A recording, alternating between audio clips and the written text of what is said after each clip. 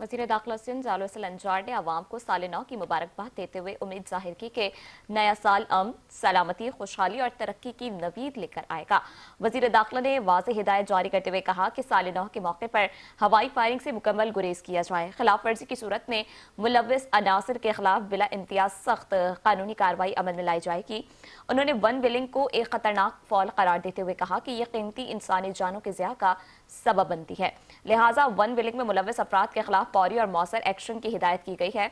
वज़ीर दाखिला सिंध का कहना था कि साल नौ के मौके पर शहरी ट्रैफिक के मुतबादिल रूट्स पर पुलिस की मुकम्मल ताउन करें, जबकि शहर में रात गए तक फूल प्रूफ सिक्योरिटी इंतजाम किए गए हैं।